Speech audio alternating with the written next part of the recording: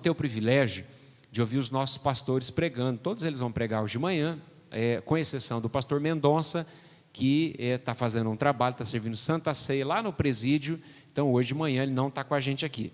Mas deu tudo certo aqui, vai estar todo mundo pregando, ministrando. E hoje nós vamos ouvir de manhã, no culto da manhã, as 7 últimas palavras de Jesus na cruz. As 7 últimas palavras que Jesus ministrou na cruz do Calvário. E eu quero introduzir aqui para depois passar para os pastores estarem ministrando. Olha, gente, por várias vezes Jesus disse para os discípulos: olha, eu vou morrer, eu vou para Jerusalém, eu vou ser crucificado, eu vou sofrer. Por várias vezes Jesus disse isso, por várias vezes ele diz: ó, não vai ficar pedra sobre pedra, Então Jesus falando sobre isso, e é interessante que ele dizia: olha, eu vou morrer, mas eu vou ressuscitar, E no domingo anterior à Páscoa, vamos pensar que foi domingo passado agora, mais conhecido como Domingo de Ramos, a Igreja Católica comemora esse dia, celebra esse dia, o Domingo de Ramos, foi quando Jesus ele entra em Jerusalém, e as pessoas, ele montado num jumentinho, e as pessoas tiravam suas vestes, colocavam no chão, e com palmas, com folhas de palmeiras, elas celebravam a entrada de Jesus. E é interessante que a multidão gritava: Hosana, Hosana, bendito aquele que vem em nome do Senhor. E é tão interessante que enquanto Jesus ele entra e ele vê a cidade e o povo cantando, Jesus chora. Que coisa, gente! O povo cantando Hosana, Hosana, e Jesus chora. Jesus chora ao ver aquela cidade que desprezava os profetas, que matava os seus profetas, que ia sofrer. Jesus já sabia o que ia acontecer. Aquela cidade ia ser cercada, aquela cidade ia ser invadida, ia ser tomada, mulheres e crianças iriam morrer, multidões iriam morrer. Jesus chora, porque ele veio para o que era seu, mas os seus não o receberam. Então Jesus chora no meio daquela situação. Jesus entra, Jesus chora, passa alguns dias. Na quinta-feira Jesus chama os discípulos e diz: olha, eu quero tomar a Santa Ceia com vocês, eu quero celebrar a Páscoa com vocês. Então Jesus escolhe um cenáculo, então lá ele vai para esse cenáculo junto com os discípulos, e enquanto os discípulos estão discutindo quem é maior, quem vai ser maior, quem vai sentar à direita de Jesus no reino, como é que vai funcionar, eles estão discutindo quem é o maior. Jesus pega uma bacia, Jesus pega uma toalha, então começa a lavar os pés dos discípulos e ensinar aos discípulos que maior é aquele que serve. É aquele que serve. Que no reino dos céus não tem cargo, não tem função, todos somos servos.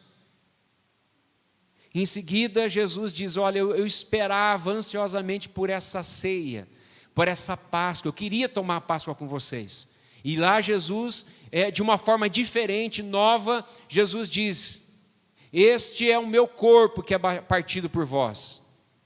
E esse cálice é a nova aliança no meu sangue. Jesus institui a Santa Ceia para a igreja.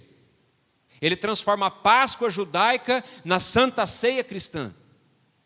Logo depois disso, Jesus sai daquele cenáculo e vai até o Getsemane, um jardim.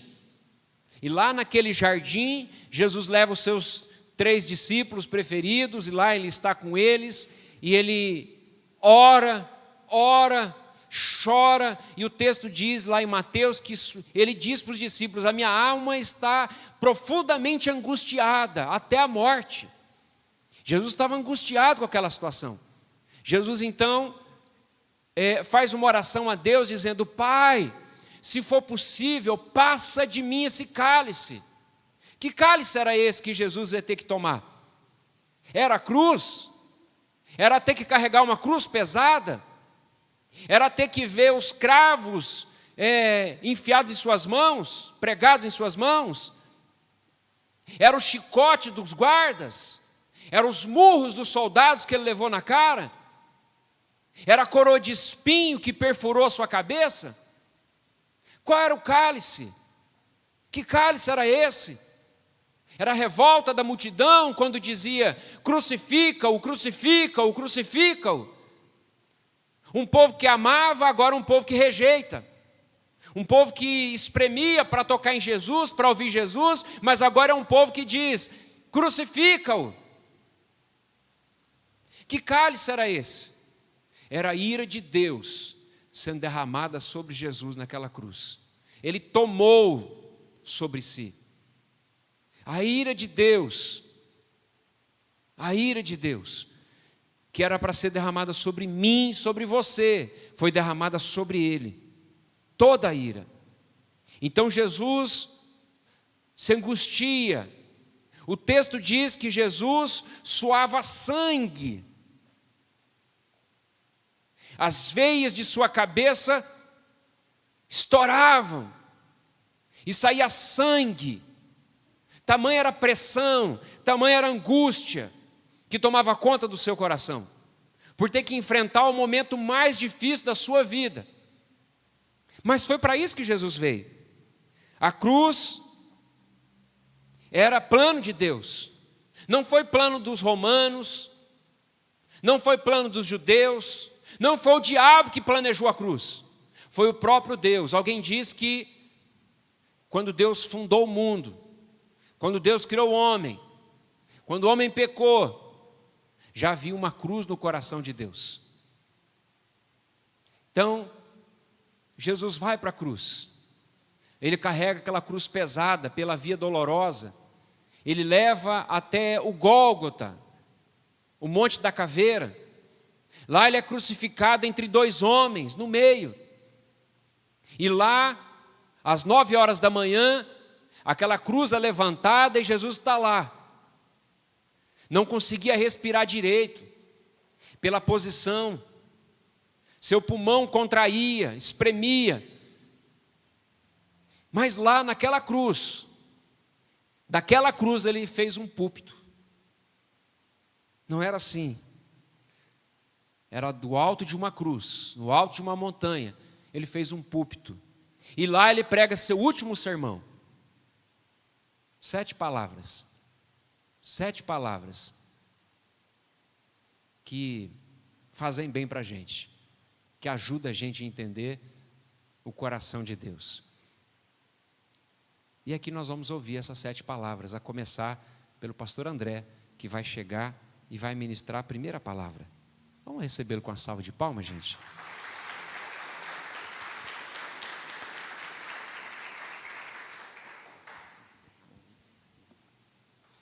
A graça e paz, amados irmãos. Gostaria de compartilhar do Evangelho de São Lucas, capítulo 23. Quero ser breve aqui para não tomar o tempo dos pastores adiante. Aquilo que Deus tem em continuação. Considere como a única mensagem. Começar pelo nosso pastor, a finalizar, a introduzir os outros pastores. Cada um vai ter a sua participação, mas considere como uma só e única mensagem da parte de Deus para nós nessa manhã. Capítulo 23 do Evangelho de São Lucas, a partir do versículo 33. Lucas 23 e 33. E diz assim, conforme a minha Bíblia: quando chegaram ao lugar chamado Caveira, ali o crucificaram, ele e também os criminosos, um à sua direita e outro à esquerda. Jesus, porém, dizia: Pai, perdoa-lhe, pois não sabem o que fazem. Nós vemos esse texto, eu fico imaginando no meu coração, quando eu estava sentado nessa cadeira, e toda vez é assim, quando eu vou ministrar em algum lugar, em alguma igreja que a gente, pela misericórdia de Deus, é chamado, tem oportunidade, meu coração acelera. Parece que quando foi a primeira vez que eu ministrei a palavra do Senhor, é a mesma sensação, é a mesma coisa. Deus me colocou isso, irmãos. Um dia, se isso sumir de mim, aí a soberba me toma conta. Ainda que seja do meu jeito, ainda que seja da minha maneira, ainda que seja com a minha voz, eu gostaria de ser como algum dos pastores que eu admiro, alguns dos pregadores que eu gosto de ouvir. mas sou eu mesmo. Deus falou, prega do seu jeito, com a sua voz mesmo, com o seu jeito mesmo. E cada um de nós que somos cristãos, irmãos, nós temos alguma coisa para falar a respeito de Cristo. Ainda que você fala, mas eu não sei pregar, alguma coisa você pode transmitir a respeito do que Cristo fez na minha e na sua vida. Agora no versículo 34, o evangelista Lucas, ele aqui está trazendo a humanidade de Cristo. Cada um dos evangelhos, eles traz um lado, uma personalidade de Jesus. Como nós lemos Mateus, nós vemos ali o evangelista Mateus retratando Jesus como o rei, o Messias enviado. Nós vemos ali também o Lucas retratando Jesus como o homem. Nós vemos Marcos retratando Jesus como o servo. E João, nós vemos retratando Jesus como o Deus vivo que andou sobre nós. Então, cada um dos pastores que vão aqui trazer a mensagem, cada um vai trazer um olhar, uma visão a qual o Espírito Santo nos revelou através da mensagem. E eu quero falar, irmãos, a respeito desse texto, versículo 34, aonde Jesus, após a crucificação, a primeira palavra que vem das 7 palavras, Jesus dizia, Pai, perdoa-lhes, pois não sabem o que fazem. Jesus, a primeira coisa que sai da boca do nosso mestre, após crucificado, após maltratado, após envergonhado, após todo aquele sofrimento, e com razão ele teria toda para justificar a sua queixa, o seu juízo, Jesus é diferente. Jesus pronuncia perdão. Perdão por tudo que o fizeram passar. E Jesus já sabia de antemão o que ele iria passar, e fazendo a vontade do Pai, e era a vontade de Deus que ele passasse tudo isso que ele passou, até chegar aqui, e ele nos ensina como mestre, como Senhor, e como Rei, a perdoar. O perdão, irmãos, é uma coisa tão difícil para nós lidarmos, e é por isso que nós estamos aqui, é por isso que nós ouvimos o Evangelho, porque nós necessitamos de perdão. E é tão difícil lidar com o perdão, que a cada momento nós lidamos com essa situação, irmãos, e repentina e contínua ação na nossa vida. Basta no trânsito alguém nos fechar, e nós não conhecemos aquela pessoa, e às vezes a nossa natureza nos faz ter até raiva, ódio, de alguém que nos fere, alguém que nos maltrata. Isso é uma questão tão difícil de lidar, quando a gente conhece uma pessoa, e a gente tem que lembrar do perdão. Mas muito mais do que aquilo que nós somos, que nós vivemos pelo Evangelho, nós temos que lembrar, em primeiro lugar, Deus nos amou e Deus nos perdoou, de todos os nossos pecados. Quando nós vemos aqui o Mestre nos ensinando a respeito de perdão, o traidor se aproxima, quando Jesus estava lá no Getsêmani. O Evangelho de São Marcos, ele registra lá, no capítulo 14, quando ele estava lá no Getsêmani, versículo 32, quando ele estava reunindo, olha só que coisa. Então foram para um lugar chamado Getsêmani, e Jesus disse a seus discípulos, sentai-vos aqui, enquanto eu vou orar. Ele levou consigo Pedro, Tiago e João. Então começou a afligir-se, a angustiar-se, e disse-lhe, a minha alma está tão triste, que estou a ponto de morrer, ficai aqui e vigiai. Você consegue imaginar o seu Deus triste? O seu Deus em angústia? O seu Deus passando o que nós passamos, e muito mais, além do sofrimento. Quando nós vemos, irmãos, e falamos de sofrimento, automaticamente nós vamos para o livro de Jó, que é um livro poético. É um sofrimento escrito de forma poética, mas não se compara a esse sofrimento em que Jesus passou na cruz do Calvário. É uma judiação, nós falamos. Mas a própria palavra judiação, ela vem lá do Holocausto, quando estava morrendo cerca de 6.000 judeus por dia. Eles eram tão maltratados que vêm alguns termos de lá. Você já viu o termo morrer de tanto trabalhar? Vou morrer de tanto trabalhar, vem de lá. Eles deixavam o judeu morrer de trabalhar sem água, sem comida, até morrer de trabalhar. E o castigo foi tão grande que de lá veio judiação. O sofrimento dos judeus vem desse termo, judiação, de tanto que foi o sofrimento. Mas esse sofrimento aqui, a princípio, que Jesus estava passando, que Jesus vendo aqueles que ele mais estavam ao seu lado, estava desamparado agora. Jesus estava só, estava na cruz do Calvário, e Jesus estava agora sofrendo o que ele passou, o que ele passa, na cruz, na via dolorosa, naquele sofrimento. É a parte mais difícil do Evangelho para a gente ler. É a parte mais dolorosa, onde nós não encontramos muitos pregadores procurando esse texto para ministrar em grandes eventos dentro da igreja, festividades. É difícil você ver. Então é uma parte difícil, onde nós vemos o mestre, a primeira palavra, liberando o perdão. Por que a gente tem tanta dificuldade em perdoar? Eu já encontrei dificuldades dentro, não dessa igreja, mas algumas igrejas, de ver irmão, irmã, com dificuldade de perdão. Ouvindo o Evangelho, mas com dificuldade de perdão. Lembrando de perdoar aqueles que estão ao nosso lado, os domésticos da fé, na sua família. Nós temos essa dificuldade. Nós temos que lembrar do nosso mestre, que a primeira palavra que ele disse aqui, perdoais, porque não sabem o que fazem. Eles nem sabiam quem que estava ali sendo levado ao Calvário.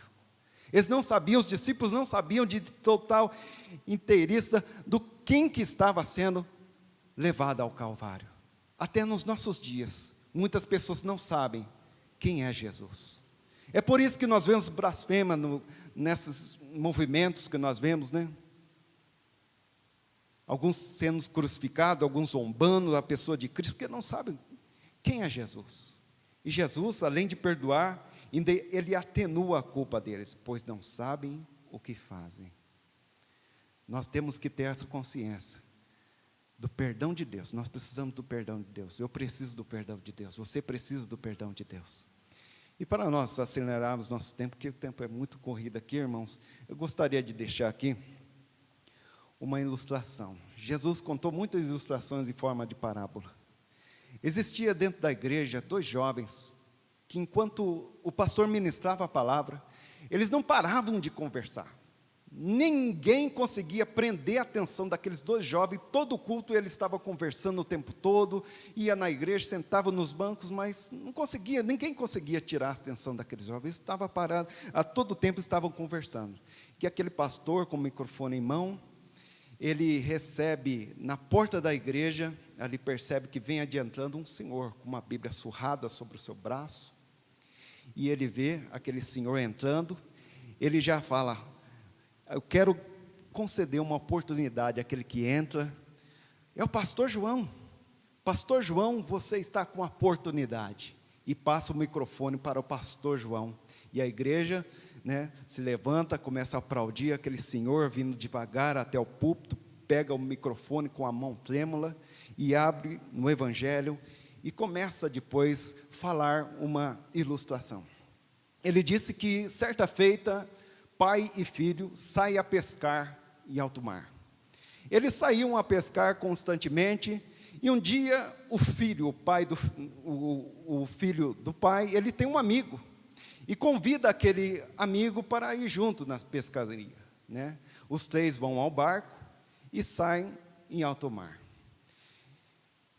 E que eles estavam em alto mar, repentinamente surgiu um vento, que aquele vento se tornou um vendaval, a ponto de virar aquela embarcação. E os 3 estão ao mar agora. E o pai, ele está com apenas uma corda. O filho está de um lado, o amigo do filho está do outro. Ele tinha uma posição de salvar apenas um, porque os 2 já estavam se afogando. Ele olha imediatamente para o filho, e ele, de longe, grita para o filho: filho, eu te amo. Mas ele pega a corda e joga para o amigo do filho, o amigo do filho pegou a corda, ele começa a trazer para o barco virado. E olhando nisso, ele olha para o filho está afogando e morre afogado. Ele salvou o amigo do filho. E aquele senhor, então, contando essa ilustração, ele falou assim: exatamente foi isso que Deus fez por nós. Foi isso que Deus nos enviou, para a gente ficar com essa mensagem, que o Pai enviou o Filho para a salvação, para a nossa salvação. Ele preferiu sacrificar o Filho para salvar o amigo do Filho. Então ele vai e finaliza aquela mensagem, e aqueles dois jovens ficam perplexos, eles que estavam tão falantes, eles param para ouvir o Senhor. Eles pararam, pegou a atenção deles. E no final do culto eles vão até o pastor João: pastor João, mas o pai foi um injusto, porque ele deixou o seu filho morrer por causa de uma hipótese. E se o amigo do filho não viesse a se converter, como que seria? Aí aquele senhor, aquele pastor, muito sábio, sorridente, olha para eles e diz: aí está o grande mistério de Deus. Deus faz as coisas certas. O pai do filho sou eu. Eu estava presente naquela embarcação. Eu sacrifiquei a vida do meu filho por causa de uma hipótese, exatamente. Só que o amigo do filho, ele está aqui, nessa igreja. Ele é o pastor dessa igreja. E Deus, Ele manifesta o seu perdão, a tua glória. Ele faz assim com a minha e com a sua vida. Antes mesmo de saber se nós iríamos aceitar o Evangelho, Ele nos perdoou. Ele entregou o seu Filho por amor a mim, por amor a você. O grande exemplo do Evangelho, do perdão de Deus. Amém, amados? Você pode aplaudir ao Senhor. Próximo, amém?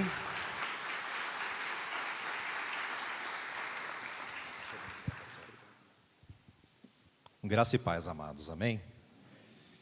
É com alegria que celebramos esse dia, não com pesar no coração, não com tristeza, abatimento, mas com uma felicidade sem tamanho, porque o Senhor está vivo, amém? Então mais uma salva de palmas para o Senhor, aleluia, Ele é digno.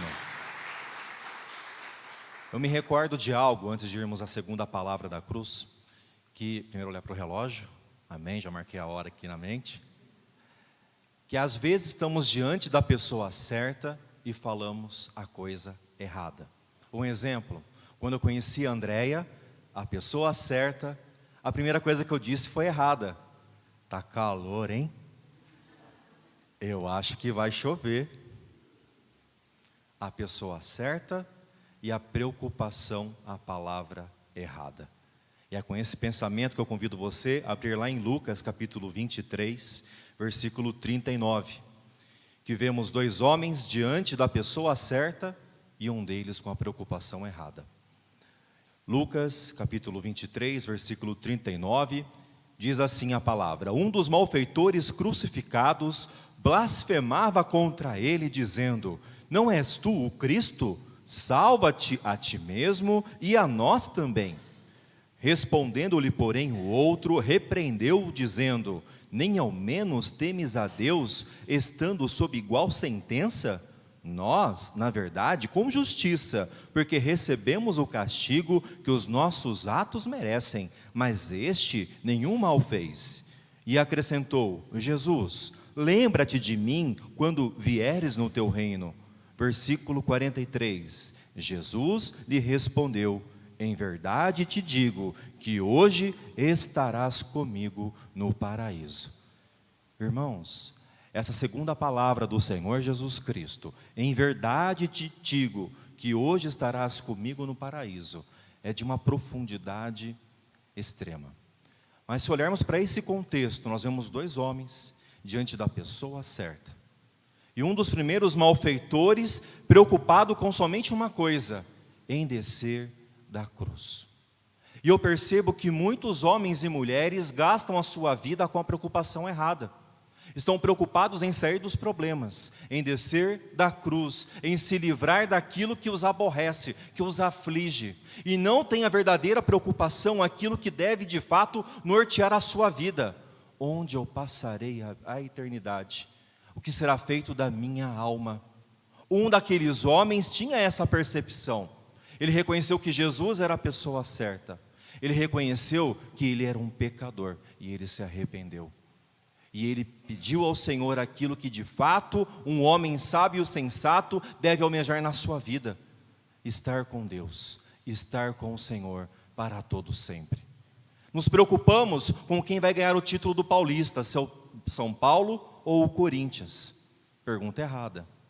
E aliás, eu quero propor aqui um jejum. Você que é corintiano, você que é São Paulino, se você chegar para mim hoje e falar: pastor, durante o culto, eu e você vamos dobrar o joelho, eu na minha casa, você na sua. Topa? Eu topo, irmão, mas tem que ser corintiano, palmeirense não vale, tá? Tá? Preocupação errada. Você está preocupado com quem vai ganhar um título que daqui a um mês não vale mais nada. Você está preocupado com coisas banais.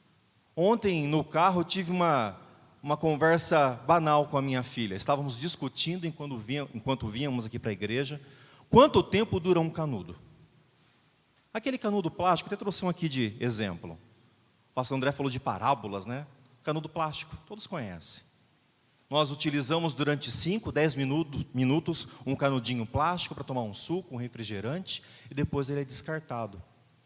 E nós descobrimos, eu e minha filha, que um canudinho como esse aqui, ó, simples, ele dura 500 anos na natureza. Agora que você faz 500 anos.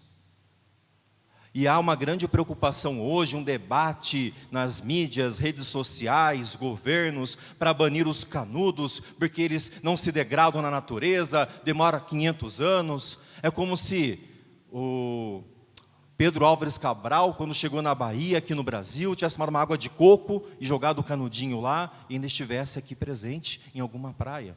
500 anos parece que é muito tempo, não parece? Mas não é nada, irmãos. Comparado com a eternidade, não é nada. E nós estamos preocupados com canudinhos plásticos. A nossa vida é feita de canudos. Nos preocupamos com quem ganhará um título de futebol. Nos preocupamos se nós mudaremos para uma casa maior. Você que é solteiro se preocupa se vai se casar nesse ano ou no próximo ano. Você que é casado se preocupa se virá o primeiro ou segundo filho nesse ano ou no próximo. Preocupações pequenas. Estamos diante da pessoa certa com o pensamento errado. E a preocupação que devemos ter é somente uma: hoje estarás comigo no paraíso? Interrogação. Hoje, domingo, será que se fecharmos nossos olhos nessa terra, eu e você estaremos com o Senhor no paraíso? Ah, pastor, eu sou muito jovem para pensar nesse tipo de coisa. Eu pensava a mesma coisa até 2 anos atrás, o meu pai falecer. Meu pai faleceu com 75 anos de idade. A mesma idade que o pai dele também faleceu, 75 anos de idade. E eu comecei a fazer as contas. Meu avô com 75, meu pai com 75. Eu tenho 33 de saldo ainda. Mas talvez eu não tenha 33 anos. Talvez eu não tenha 33 dias. Talvez eu não tenha 33 minutos. Talvez eu não tenha 33 segundos. Nessa madrugada, era manhã no Sri Lanka. Sri Lanka, estava até procurando aqui no mapa. Está aqui, ó. Esse paizinho aqui a sul, a sudeste da Índia. E as pessoas foram para a igreja, como eu e você, Páscoa. Foram celebrar Páscoa. E atentados terroristas mataram mais de 200 pessoas. E há mais de 400 feridos. Estavam na igreja, de repente, será que todos aqueles homens e mulheres estão hoje com o Senhor no paraíso? Ah, pastor, mas aqui é uma região do mundo turbulenta, essa janela 1040 é problemática, tem extremistas, fanáticos, tudo bem. Brasil, vai, um país mais sereno, tranquilo. Na semana passada, alguns homens e mulheres no Rio de Janeiro estavam levantando para fazer o café da manhã, contando as moedas para ir na padaria. E de repente a casa deles, o edifício, veio ao chão. 23 pessoas morreram. A vida é muito breve. Nós achamos que temos muito tempo. Temos a preocupação errada, queremos descer da cruz, viver a nossa vida, e não percebemos que a verdadeira preocupação que devemos ter é uma só. Hoje, se eu fechar os meus olhos nessa terra, eu estarei com o Senhor no paraíso. Na segunda-feira, a sua pergunta tem que ser a mesma. E hoje, segunda-feira, se eu fechar os meus olhos, eu estarei com o Senhor no paraíso. E na terça, e na quarta, e na quinta, até que Ele venha. Porque alguns terão encontro com o Senhor antes do seu regresso nos ares. A vida é muito curta. E as nossas preocupações são muito banais. Nos preocupamos com coisas supérfluas, passageiras, que não têm valor nenhum, como um canudo de refrigerante. Não estou aqui menosprezando aquilo que você almeja, que você deseja. Nós cantamos uma música aqui hoje, dentre tantas que foram cantadas, que nós crescemos, ficamos independentes e deixamos de crer. Nós queremos crescer profissionalmente, queremos crescer afetivamente, queremos crescer em tantos aspectos. Perseguimos o vento, irmãos, e esquecemos do principal. Um daqueles homens reconheceu o que era mais importante. Ele não pediu para descer da cruz, ele permaneceu naquela cruz. Ele pediu para estar com Jesus para todo sempre. E o convite que eu quero fazer para você nessa manhã festiva é esse: que nós possamos estar com o Senhor para todo sempre. No último domingo, o pastor Silvano, à noite, ele pregou algo que impactou o meu coração e o seu também. Ele disse que a presença é mais importante do que as promessas. E às vezes nos preocupamos com promessas, dádivas, presentes da parte de Deus e esquecemos da presença, da comunhão com Ele. Eu tenho 2 minutos, finalizando. Eu fui para São Paulo 3 semanas atrás. E quando eu vou para São Paulo, eu utilizo o Uber corporativo, ou seja, aquilo que eu gasto lá para deslocamento, a empresa reembolsa. Justo, estou a trabalho. E chegando na rodoviária de São Paulo, na Marginal Tietê, rodoviária, é o Tietê mesmo. Eu tinha que ir para o hotel. E eu tinha lá já pago a minha ida, o deslocamento para o hotel. Mas eu não tinha conexão no meu celular para pedir o Uber. Tive que pegar um táxi daquele vermelhinho e pagar o dobro do valor que saiu do meu bolso. Por que eu estou falando isso para vocês? Não é uma reclamação contra a minha empresa, nem contra a Oi, que é a operadora de celular que eu utilizo. É um fato que a conta já estava paga, mas eu não pude fazer uso dela, porque eu não tinha conexão. A conta está paga, mas você tem conexão com Deus? Eu quero, nesse minuto que falta, o último minuto, convidá-la a fechar os seus olhos, brevemente. E que você não pense nesse momento em nenhum canudo plástico, em nada que seja supérfluo na sua vida, e pense somente naquele que é o mais importante, a razão de estarmos aqui, que é Jesus Cristo. Que Ele, o Senhor da nossa vida, o Senhor do nosso coração, realmente seja a pessoa mais importante. Que Ele seja sempre o motivo de tudo que nós fazemos. E se você que deseja realmente fazer aquele jejum lá do jogo, fala comigo depois, tá bom? Se ninguém falar, também não vou reclamar, mas fica aí a seu critério. Que Deus te abençoe, meu querido. Uma salva de palmas para o Senhor, amém?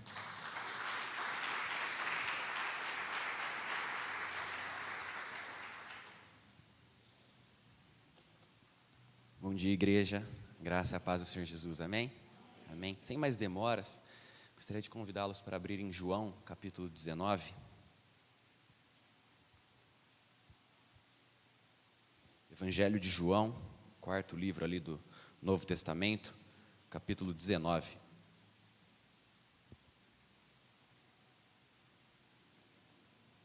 A partir do versículo 26. Todos acharam? Amém? Diz assim, João 19, versículo 26. Quando Jesus viu sua mãe ali, e perto dela, o discípulo a quem ele amava, disse à sua mãe: aí está o seu filho. E ao discípulo: aí está a sua mãe. Daquela hora em diante, o discípulo a recebeu em sua família. Amém, só até aqui. Gosto muito desse texto.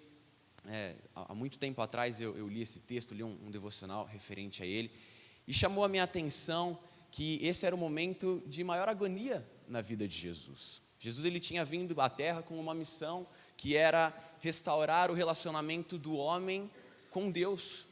Ele veio com a missão, aquilo que Deus tinha prometido lá no Jardim do Éden, que o filho da mulher pisaria a cabeça da serpente, era o que Jesus veio fazer.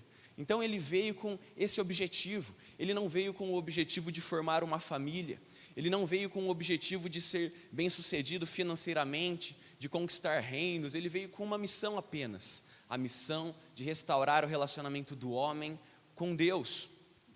E enquanto ele parte dessa missão, desse objetivo que Jesus tinha para a vida dele, consistia em morrer na cruz.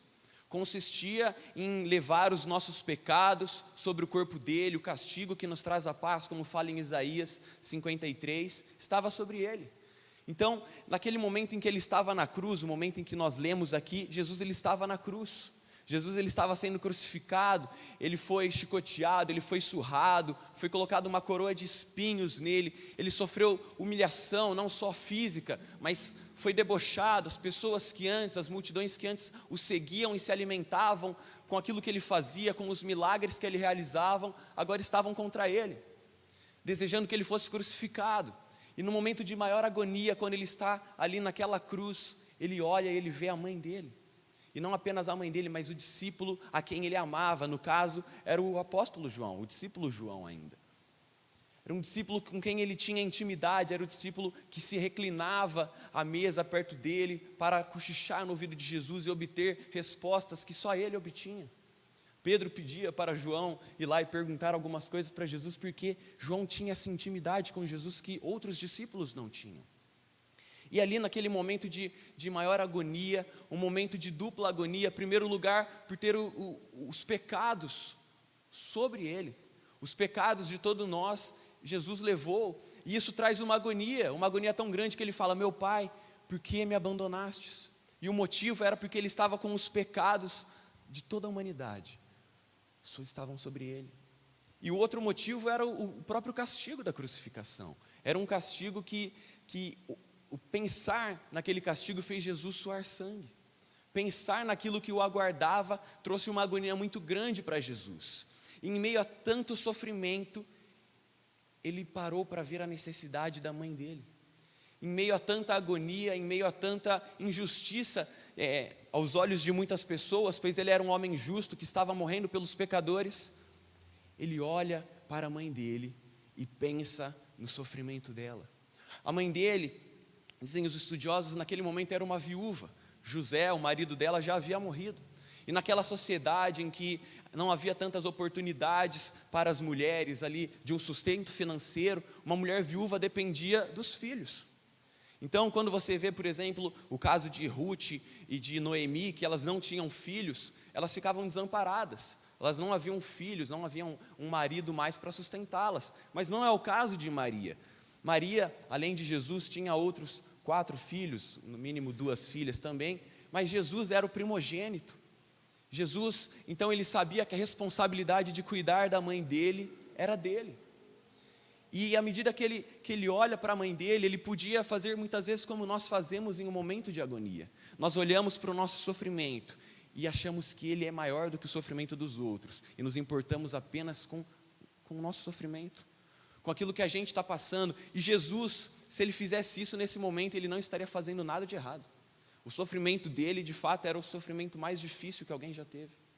Mas mesmo naquele sofrimento, ele para olhar a necessidade da mãe dele. Ele para olhar e pensar naquilo que a mãe dele iria passar após a morte dele. Em quem iria sustentar a mãe dele, em quem iria cuidar dela, em quem iria suprir ela financeiramente, ajudá-la em meio às dificuldades que ela teria. E Jesus, ao olhar para ela, vê também o discípulo amado. Um discípulo que, mesmo em meio à crucificação, mesmo em meio ao medo de ser pego como seguidor de Jesus, ele estava ali presente. E Jesus vai e dá ao discípulo João uma missão. Ele olha para João e fala: essa é a sua mãe. E fala para Maria: esse é o seu filho. E eu queria deixar aqui duas lições, 2 pontos que eu aprendo muito com esse texto. João, ele era o discípulo mais amado. Ele era o discípulo que Jesus podia contar com ele. E é esse discípulo que Jesus confiou para cuidar da mãe dele. Jesus, a primeira lição que eu aprendo com esse texto é que Jesus não fugia das responsabilidades dele. Ele podia dizer que por estar sendo crucificado, que por estar fazendo a obra de Deus, ele não iria dar atenção à necessidade da mãe dele, mas ele deu. Mesmo em meio a uma situação muito difícil, mesmo em uma situação em que ele podia falar, não, se vira aí, Maria, eu estou sendo crucificado pelos seus pecados. Não, ele cuidou da mãe dele, mesmo quando quem mais precisava de cuidado era ele. Mesmo quando ele se sentiu abandonado pelo pai, ele não abandonou a mãe dele. Mesmo quando todos o abandonaram, ele não fugiu da responsabilidade que ele tinha como filho. E nós, muitas vezes, quando temos alguma dificuldade, abrimos mãos de nossas responsabilidades, de nossos compromissos. Jesus, ele não fugia da responsabilidade. Ele não fugiu da responsabilidade da cruz. Uma responsabilidade que ele poderia ter recusado, mas ele não recusou. Ele aceitou a ideia de morrer pelos pecadores. Jesus não foi uma vítima do pai que falou, vai lá e morre pela raça humana. Não, ele aceitou aquilo. Ele se sujeitou à vontade de Deus para morrer por nós. Mas ele não abriu mão da responsabilidade de cuidar da mãe dele, da responsabilidade também de cuidar do discípulo dele. Ao mesmo tempo que ele cuida da mãe, ele fala para que a mãe dele cuidasse do discípulo dele, quando fala, eis aí o teu filho. Jesus não fugia da responsabilidade. Jesus estava cheio de problemas. Jesus estava cheio de dificuldades. Ele estava muito ocupado. Quantas coisas deveriam estar passando na cabeça dele. Mas mesmo assim, ele assume a responsabilidade. Ele cuida da mãe dele. Ele zela por aquelas pessoas que para ele eram especiais. E quantas vezes nós vemos, hoje em dia, situações em que as pessoas fogem das responsabilidades. Eu não estou aqui falando às vezes de responsabilidades no trabalho, responsabilidades mais simples, como com a família. Muitas vezes eu já me vi em situações em que os pais vêm conversar comigo ou com algum outro líder sobre os filhos adolescentes, sobre os filhos jovens, e às vezes eu tenho que dar um conselho para o pai de como ele deveria cuidar do filho dele. Eu já me vi em situações em que eu falo, nossa, mas eu vou ter que explicar para um pai que ele deveria dar atenção para o filho dele. Não deveria ele que me ensinar, quando tiver um filho, a dar atenção para o filho? Nós, muitas vezes, encontramos pessoas e nos deparamos com situações em que nós mesmos fugimos da nossa responsabilidade. Responsabilidade, muitas vezes, no ministério. Responsabilidade no trabalho. Responsabilidade para com a nossa família. E Jesus nos dá o exemplo. Não importa as dificuldades que você está passando, não fuja das suas responsabilidades, não fuja do seu posicionamento que você deve ter, seu posicionamento de pai, de marido, de mãe, de filho, honrando o pai. Aquilo que Jesus estava fazendo era um ato de honra à mãe dele. Ele estava morrendo, mas ele honrava a mãe dele, dando a ela sustento. E a segunda lição que eu aprendo é que Jesus, ele cuidava das pessoas. Jesus, ele era uma pessoa que mesmo morrendo, ele estava cuidando de outras pessoas. Ele inicia o ministério cuidando de pessoas, realizando um milagre ali num casamento, uma cerimônia que celebrava a união de duas pessoas. Jesus estava lá, cuidando da cerimônia. Jesus estava lá, multiplicando, transformando água em vinho. A vida de Jesus foi cuidado de pessoas. Nele nós encontramos o bom pastor, que dá a vida pelas ovelhas. Nele nós encontramos aquele pastor que é a semelhança daquilo que Davi fala no Salmo 23, o Senhor é o meu pastor e nada me faltará. Ele cuida de mim. Jesus, ele cuida de pessoas. Jesus, ele se importava com pessoas, e ali estava uma pessoa que precisava de Jesus, e era a mãe dele, e ele cuida dela. E eu gosto de pensar que Jesus fez isso não só porque era a mãe dele, mas porque ele cuidava. Ele amava pessoas, ele cuidava de pessoas, ele era apaixonado pelas almas. E Jesus pede, João, cuide da minha mãe. Mãe, João agora como um filho para você. E João prontamente obedece e recebe Maria em sua casa, num sinal claro de obediência à palavra de Jesus. Jesus não estaria mais fisicamente para cuidar de Maria. Jesus não estaria mais fisicamente aqui para discipular João. Então ele dá a missão para Maria cuidar de João, para João cuidar de sua mãe. Jesus se importava com pessoas. E nós, à semelhança daquilo que Jesus ensina, também somos chamados para cuidar uns dos outros. Jesus não está fisicamente entre nós, mas Ele nos chama para que nós venhamos cuidar uns dos outros. Quantas pessoas à nossa volta precisam de cuidado? Quantas pessoas à nossa volta precisam de uma ajuda? Às vezes não financeira, mas passando por uma dificuldade emocional, passando por um momento de crise na vida com Deus. E nós, como filhos amados do bom Pai, nós somos chamados para cuidar uns dos outros. Eu gosto muito de um filme, não tem nada a ver com a Páscoa, mas um filme dos X-Men, que quando eles estão pensando em destruir todo mundo, X-Men Apocalipse, e toda a raça humana ia ser extinta, e o professor Xavier fala algo que aquilo ficou ecoando na minha cabeça. Ele falava: os mais fortes cuidem daqueles que são mais fracos. Aquilo é um filme secular, mas aqui eu vejo uma palavra, que é a semelhança daquilo que Jesus ensina.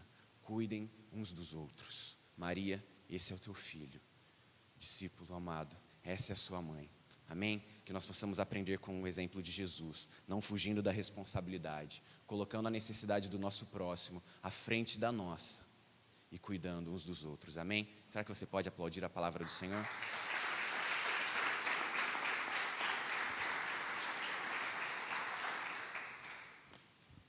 Bom dia, igreja. Graça e paz do Senhor Jesus, amém? Gostaria que os irmãos abrissem a palavra do Senhor em Mateus, capítulo 27.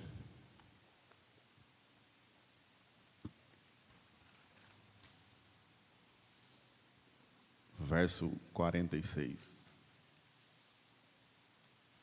Amém? Mateus 27, verso 46. A palavra do Senhor nos diz assim: por volta da hora 9, clamou Jesus em alta voz, dizendo: Eli, Eli, lama sabactani, o que quer dizer: Deus meu, por que me desamparaste? Amém? Eu fico pensando de tudo isso que já foi ministrado, de tudo aquilo que o Senhor passou desde o início da manhã até essa hora, que é a hora 9, por volta das 15 horas. O sofrimento que Ele passou por mim e por você. E se eu perguntar para você o porquê que Ele fez isso? O porquê que Ele fez isso? E eu pesquisando um pouquinho, e a palavra nos diz que somente a palavra pode nos responder. Ele fez primeiramente a vontade do Pai. Está lá em João 8, 29, que diz assim: aquele que me enviou está comigo, não me deixou só, porque eu faço sempre o que lhe agrada. E eu fico pensando daquilo que Deus tem feito em minha vida, se eu tenho sido fiel a Ele ou não. Eu fico pensando, recentemente, um dos irmãos da igreja disse que assistindo o filme, agora essa série que está passando na Rede Record, o sofrimento de Jesus, como foi na cruz, foi espancado, foi humilhado, enfim. Ele ficou bastante impressionado. Eu não assisti recentemente, mas eu me lembro da Paixão de Cristo. E eu tento imaginar tudo aquilo que Ele passou por mim e por você. Ele não merecia ter passado por tudo aquilo, mas foi por amor por mim e por você. A palavra em João 15, 13 diz assim: ninguém tem maior amor do que este, de dar alguém a própria vida em favor dos seus amigos. E eu gostaria que você pensasse um pouquinho daquele ato na cruz do Calvário. Se cada um de nós somos justos por aquele ato que Ele fez na cruz do Calvário por nossas vidas. Outro princípio está em Mateus 26, 54. Como, pois, se cumpriram a Escritura segundo as quais assim deve suceder. Ele não poderia, passando por tudo aquilo, de descer na cruz, porque o Senhor já tinha programado que tudo isso iria acontecer. Ele veio para nos salvar. Ele aniquilou a morte Em Hebreus 2, 14 e 15 diz assim: visto, pois que os filhos têm participação comum de carne e sangue, desses também ele igualmente participou, para que por sua morte destruísse aquele que tem o poder da morte, a saber, o diabo, e livrasse todos pelo pavor da morte, estavam sujeitos à escravidão por toda a vida. Nós estávamos condenados à escravidão da morte. E ele, com aquele ato na cruz do Calvário, nos livrou da morte, para que tenhamos vida eterna. Amém?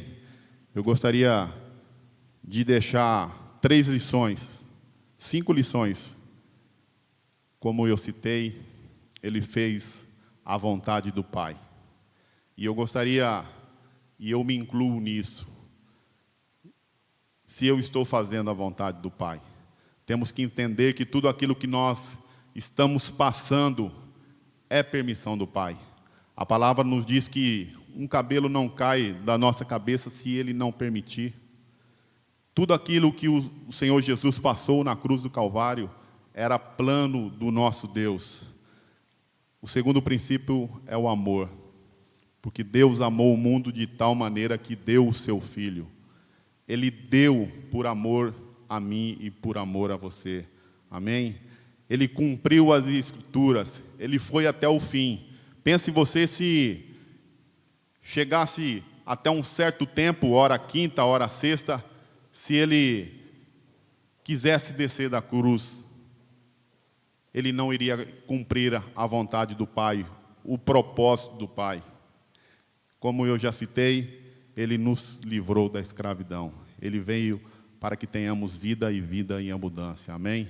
Que eu e você nós possamos meditar sempre, não somente no período da Páscoa, mas todos os dias, aquilo que Ele fez por mim e por você. Ele se entregou na cruz do Calvário, mesmo não merecendo, era para que eu e você, nós estivéssemos no lugar dele. Amém? Deus abençoe em nome de Jesus.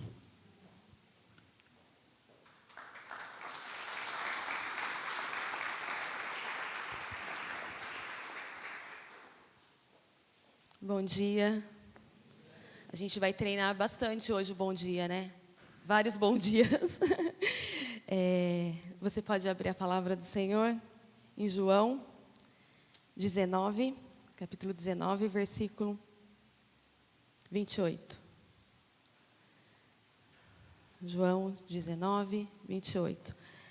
Depois, vendo Jesus que tudo já estava consumado, para que se cumprisse a Escritura, disse: tenho sede. Você pode falar comigo? Tenho sede. Você tem sede? Você tem sede? Essa palavra nos remete à dor de Jesus. E aqui mostra o quanto Jesus foi 100% homem e 100% Deus. Eu já contei algumas vezes aqui para vocês que uma das primeiras experiências com o Senhor, uma das primeiras lições foi entender que Deus é um Deus grandão, é um Deus poderoso, que Ele conhece as nossas necessidades, mas Jesus veio aqui, sofreu, e Ele conhece todas as nossas necessidades, conhece a nossa sede, conhece a nossa dor, porque Ele passou por isso. E eu, essa semana, pensando sobre esse texto, me lembrei que uma das experiências, logo quando eu me converti, uma crise que teve em casa, e eu chorava muito lá na escola, e uma das amigas que foram usadas por Deus, que era crente, ela era crente, cristã, ela me chamou e falou: vem aqui, Roberta, eu preciso te falar uma coisa, Jesus conhece a sua dor. Deus, na sua soberania, Ele sabe da tua dor, mas Jesus veio aqui na terra e Ele sabe, você não está sozinha. E naquele momento abriu o meu entendimento, porque às vezes a gente pensa, né? Ai, Deus está lá, está longe, Ele sabe, mas eu estou aqui sentindo. E ela falou: Jesus passou por tudo isso, por abandono, por injúria, por sofrimento, não só na alma, mas no físico. Então essa palavra aqui, quando Jesus disse: tenho sede, nos remete à dor. Que Jesus ali, ele sofreu. Ele poderia ter falado aqui, como o pastor Douglas disse, ele poderia ter desistido ali no meio do caminho, mas ele foi até o fim. Ele sentiu a dor, por isso que ele é o nosso mediador. Quando a gente está sofrendo, Jesus, pensa que Jesus fala, Senhor, Pai, ali a Roberta, ela está sofrendo, eu sei que é isso, eu estive ali, ela está se sentindo abandonada, ela está com a dor na alma, ela está com feridas, eu sei o que é isso, por isso ele é nosso mediador. Ele teve sede, e ele é a nossa fonte de água viva. Eu acho que você não entendeu. Ele teve sede, mas ele é a nossa fonte de água viva. Só ele. Talvez nessa manhã você chegou aqui com sede, e onde você tem buscado a água viva? Onde você tem buscado? E aí, só para concluir, ontem teve uma experiência assim interessante, por volta da manhã, eu precisei ir ao centro e a Sara foi comigo, e nós estávamos subindo a 13 de maio, não sei quantos viram, mas ontem foi dia de lavar as escadarias, E aí, uma multidão descendo de branco, com criança, com jovens, e a gente estava subindo e a Sara nunca tinha visto aquilo. E eu assim, Senhor, tem misericórdia, Não orando por ela, mas assim, Senhor, tem misericórdia desse povo tão cego, E ali orando, e aí ela se deparou com o que estava acontecendo, e eu olhei para ela, os olhos cheios de lágrimas, eu falei, Sara, o que foi? Você está com medo? Ela, não, mãe, eu não estou com medo. Eu estou com vontade de chorar. Por que eles estão fazendo isso? Por que eles estão jogando essas águas ali? Por que essas crianças estão vestidas de branco, mãe? Elas não sabem o que está acontecendo. Elas não conhecem Jesus. E eu falei, Sara, é por isso que nós não podemos deixar de falar do Senhor. É por isso que nós não podemos parar de orar, filha. Há muitos perdidos. E ela, a Sara, todo mundo conhece, muito crítica. Mãe, mas eles não sabem que essa água não vai lavar, não vai purificar? Eu falei, exatamente, porque eles não sabem que Jesus é a fonte de água viva. Talvez nessa manhã nós não sejamos como aquele povo, que acha que daquele ritual de lavar aquelas escadas está purificando tanto aquele lugar como a si mesmo. Mas talvez a gente tenha buscado em outros lugares a solução para a nossa vida, para a nossa sede. Só há uma fonte de água viva, que é Jesus. Que nessa manhã a gente possa ter isso no nosso coração. E assim como foi falado, não somente nesse domingo de Páscoa, que tenhamos uma semana, como a gente já falou também, não só uma semana santa, mas um ano santo, uma vida santa. E quando nós nos encontrarmos com sede, nós possamos lembrar que Jesus, Ele conhece as nossas dores. Basta nos achegarmos até essa fonte de água viva. Amém? Que Deus abençoe cada um. Em nome de Jesus.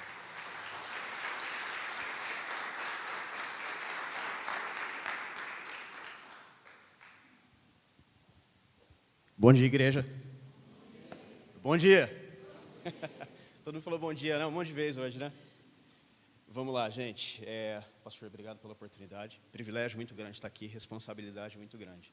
Vamos abrir lá em João 19:30. Vou tentar ser bem sucinto aqui para otimizar o tempo, tá bom? João 19:30. Todo mundo encontrou? É a sequência do que a pastora Roberta acabou de ler. Amém? Então, assim que experimentou o vinagre, exclamou Jesus, está consumado. E inclinando a cabeça, entregou o Espírito. Vou ler de novo. Então, assim que experimentou o vinagre, exclamou Jesus, está consumado. E inclinando a cabeça, entregou o seu Espírito. A palavra que nós vamos fixar hoje aqui para a nossa meditação é, está consumado. Todo mundo sabe o que Jesus de fato consumou? Amém? Todo mundo sabe de cabeça o que está escrito em João 3,16? Vamos repetir? Porque Deus amou o mundo de tal maneira que deu seu Filho unigênito para que todo aquele que nele crê não pereça, mas tenha a vida eterna. Foi isso que Jesus consumou por nós. Amém? Mas vamos entender quando é que isso começou, que isso mexeu muito comigo e é um negócio que tem que mexer com a tua vida também. Não precisa abrir a palavra de Deus, mas eu vou ler aqui para vocês. 1 Pedro 1, 19 e 20. Diz assim, ó. Mas fostes resgatados pelo precioso sangue de Cristo, como cordeiro sem mácula e sem defeito nenhum, conhecido de fato antes da criação do mundo, porém revelado nesses últimos tempos em vosso favor. Antes da criação do mundo, o cordeiro já tinha sido dado pela minha e pela tua vida. Olha que interessante, um pensamento bom para a gente. O próprio Deus sabia do poder destrutivo do pecado, antes da própria criação do mundo. Antes da criação do mundo, com a possibilidade da queda, Ele já deu o cordeiro para nós. Porque Ele sabia o poder destrutivo do pecado. E muitas das vezes a gente brincando com o pecado, né? O pastor Antônio Marcos que fala, né? O pecado de estimação, que você fica acariciando, né? Mas é sobre isso que eu queria falar com vocês, não. Mas vocês estão entendendo quando é que esse plano que foi consumado em João 19, 30, ele foi escrito? Antes da criação do mundo. Antes desse mundo que a gente conhece ser criado, Jesus já tinha sido dado como cordeiro pela minha e pela tua vida. Justamente pela possibilidade de queda. Porque Deus nos amou tanto, Ele tem tanto amor pela minha e pela tua vida, que Ele falou, eu não posso perder, que antes da criação do mundo, com a possibilidade da queda, Ele já se deu por nós. Isso é forte, não é? Isso não é algo que tem que mexer com o nosso coração. O pastor Clay, salvo engano, pregou aqui, onde é que estão as nossas preocupações? A gente é muito limitado com a questão daquilo que a gente vê. Gente, antes da criação, antes daquilo que a gente conhece, ele já tinha morrido por nós. Esse era o plano. Vamos seguir mais um pouquinho aqui. Então, sabendo que ele já tinha feito isso, com a possibilidade da queda, ele já tinha sido doado por nós, e eu queria meditar e caminhar nisso até o final com vocês, é algo que eu gosto de chamar de a teoria da promoção. Porque quando a gente merecia castigo e condenação, ele nos promoveu. Veja, no Éden, nós éramos criaturas. Quando a gente caiu, nós ganhamos o direito de ser filhos de Deus. Nós somos promovidos. Se a gente olhar lá para Apocalipse diz assim, ó, ao que vencer eu darei o direito de comer da árvore da vida. A mesma árvore da vida que foi proibida para nós no Éden. Porque logo depois da queda, o que Deus disse? Vamos tirá-los do Éden, porque se eles comerem da árvore da vida, vão ser eternos como a gente. Saímos do Éden. Só que lá em Apocalipse ele fala, olha, ao que vencer eu darei o direito. Então assim, nós somos promovidos. Lá nós éramos criaturas, agora não. Agora nós temos o direito de sermos filhos de Deus, de sermos chamados filhos de Deus. Amém? Foi isso que Jesus consumou por nós. Foi essa a história. Então se a gente olhar a história inteira, se a gente olhar por esse prisma, esquece esse mundo que a gente conhece, que você nasce, que você morre. Antes de você nascer, ele já se doou por você. Vamos pensar por esse caminho e vamos entender como é que esse evangelho chegou até nós. Vamos olhar depois da queda? O pessoal que caminha comigo no louvor lá, a gente fez esse exercício lá embaixo umas 2 semanas atrás. Se a gente olhar depois da queda, Caim matou Abel, amém? Qual foi o próximo filho? Sete. De Sete a gente chega em Enos. A Bíblia fala que Enos foi o primeiro a invocar o nome do Senhor. De Enos a gente chega em Enoque. Enoque tinha tanta comunhão com Deus que ele foi arrebatado, ele não provou a morte. De Enoque, eu estou pulando as gerações, é claro, tá, gente? Estou só dando umas pinceladas aqui. De Enoque a gente chega em Noé. A gente sabe da história da arca. De Noé a gente chega em Sem, Cã e Jafé. Os Sem, que são os semitas. Dos semitas a gente chega em Israel.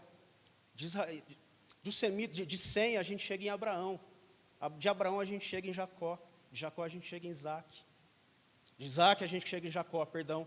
De Jacó a gente chega nos 12 filhos, que são as 12 tribos. Eu vou falar de uma tribo específica aqui, que é a tribo de Judá. De Judá a gente chega no rei Davi. No rei Davi a gente chega em quem, gente? Jesus. Jesus que consumou isso aqui por você. De Jesus, que passou aqui aproximadamente 3 anos ensinando os discípulos, a gente chega nos 12 discípulos, precursores da igreja, que chegou até onde? A igreja chegou através de quem? Gente, é isso que Jesus consumou por nós.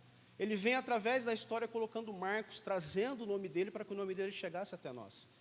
O que ele consumou em João 19:30 foi metade do plano.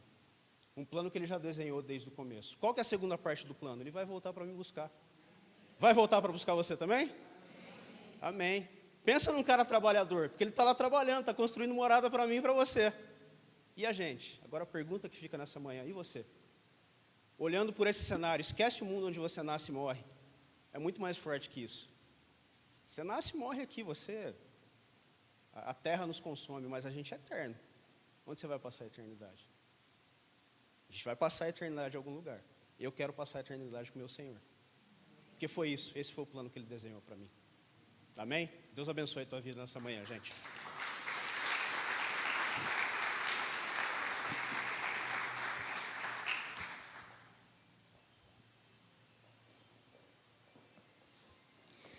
Bom dia, igreja. Amém. Então você viu aí 6 palavras da verdade, né? Primeira palavra, uma palavra de perdão. A segunda palavra, uma palavra de salvação. A terceira palavra, uma palavra de cuidado. Cuida da tua mãe. E aqui eu quero abrir um parênteses aqui. Quem tem mãe viva ainda? Sua mãe está viva. Cuida da tua mãe. Cuida. Dá um presente. Vê como que está a despensa. Vê como que ela está, como é que está a saúde dela. Cuida dela. Amém? Palavra de cuidado. Quarta palavra, uma palavra de amparo. Enquanto Jesus foi desamparado na cruz, você foi amparado por Ele. Amém? Deus te amparou. Deus desamparou Jesus para amparar você. Fazendo aqui um trocadilho com a mensagem do pastor André, com a ilustração do pai, o filho e o amigo do filho. A quinta palavra foi uma palavra de dor. Uma palavra de dor. Sexta palavra do pastor Marcelo, uma palavra de vitória. Está consumado. No grego essa palavra é tetelestai. Está consumado. A dívida foi paga. Foi quitada a dívida. É isso que Ele fez por nós. Então, uma palavra de vitória. Amém, gente? Uma palavra de vitória. E a sétima palavra, Lucas 23, verso 46, é uma palavra de rendição. Lucas 23, verso 46, diz assim, Lucas 23, 46, Jesus clamou com grande voz, Pai, nas tuas mãos entrego o meu espírito. E havendo dito isto, expirou. Uma palavra de rendição. Como eu já disse, a cruz não foi um acidente. A cruz não foi plano dos romanos, não foi plano dos judeus, não foi plano do homem. A cruz foi plano de Deus, amém? Um plano perfeito, como foi dito aqui. Um plano perfeito. Deus planejou tudo isso. Como foi dito lá em Pedro, Jesus morreu, o Cordeiro de Deus, antes da fundação do mundo. O Cordeiro de Deus que João Batista diz que tira o pecado do mundo. Jesus foi crucificado entre 2 homens, um à direita, outro à esquerda. E por quê? Você já parou para pensar nisso? Por quê? Porque ali é o que acontece. Uns vão aceitá-lo e outros vão rejeitá-lo. É isso que acontece com a gente. O mundo faz isso.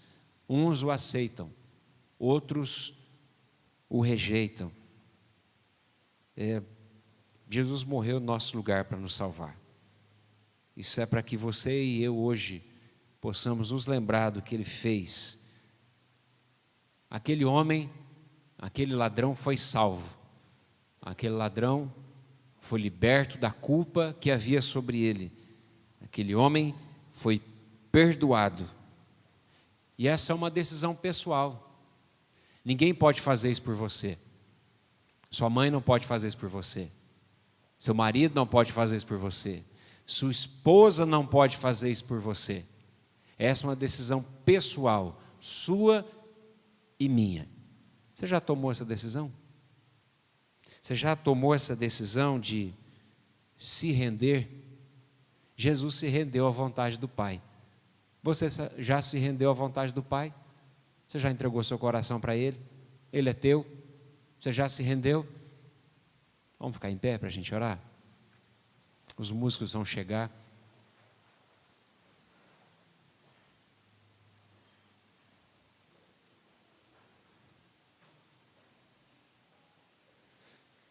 Jesus venceu, ressuscitou, aleluia. Ele morreu no meu lugar, no seu lugar. Nessa manhã, você é aquele ladrão da cruz, que está lá do lado de Jesus, olhando para Ele, enquanto Ele se entrega, enquanto Ele se rende ao Pai. Você tem o privilégio de poder se render a Ele, a esse amor, a esse sacrifício, de entregar sua vida para Ele, mais uma vez. Se há uma coisa que eu gosto de fazer, é entregar minha vida para Jesus todo dia, que parece que todo dia a gente quer viver, né? A gente quer tomar as nossas decisões, fazer a nossa vontade. Feche seus olhos. Depois de tudo que foi falado aqui, tudo que foi ministrado, todas essas palavras, palavra de perdão, de salvação, de cuidado, palavra de vitória, de amparo, de dor, palavra de rendição. Depois de tudo isso, o que você vai dizer para Ele? Qual é a tua oração nessa manhã? Comece a orar aí, feche seus olhos. Talvez você tenha que entregar a sua vida para Ele, se render como Ele se rendeu. Talvez você hoje está vivendo um tempo de dor. Talvez hoje você está vivendo um tempo de desamparo. Você acha que você está desamparado, mas Ele está lá, amparando você. Talvez hoje você está vivendo um tempo que você precisa perdoar alguém. Talvez hoje você precisa pedir perdão para alguém. Eu não sei qual momento você está vivendo, mas eu sei que hoje é o dia propício para você se render a esse amor e a essa graça. Então se renda, comece a orar no seu lugar, ore aí, comece a falar com Deus, comece a agradecer a Deus pela obra na cruz, pela paixão, pelo amor que Ele teve por você, pela entrega sem reservas por você. Se entregue para Ele sem reservas, se renda a Ele. Estavas desde o princípio, eterno Tu és, Senhor. Criaste do nada a terra, me rendo a Ti.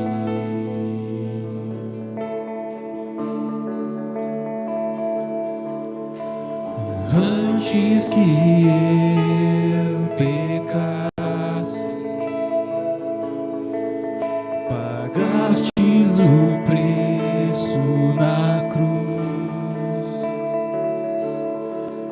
Meus erros pesaram em Teus ombros, me rendo a Ti. O que posso dizer?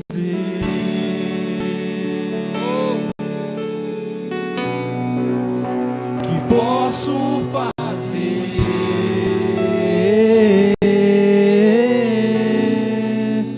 Se não entregar-te, ó Deus, o meu coração.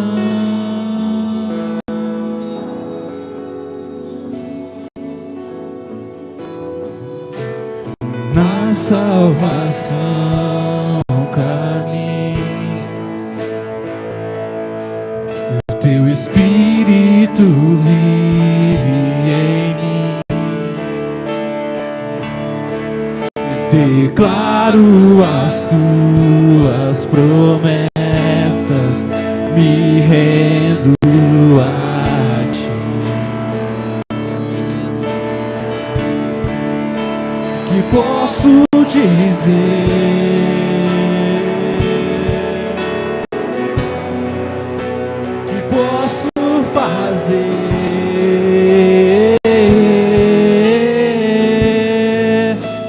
se não entregar-te, ó Deus,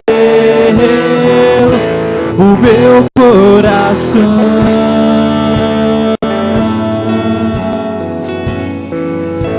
Que posso dizer?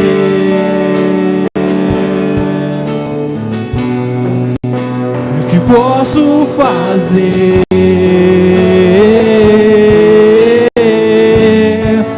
Se não entregar-te, ó Deus,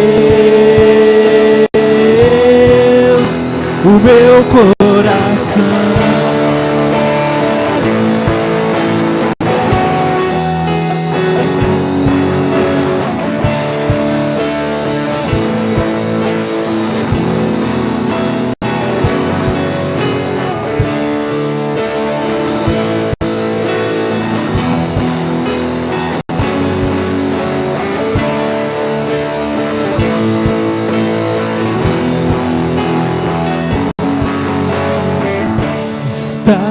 Estarei com mãos levantadas pra te louvar, pois tu destes tudo a mim, meu ser.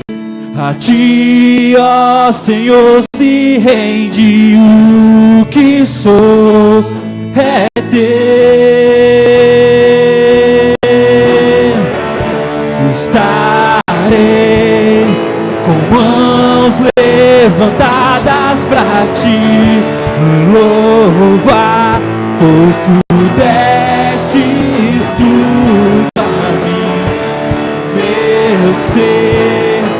A ti, ó Senhor, se rende o que sou, é teu.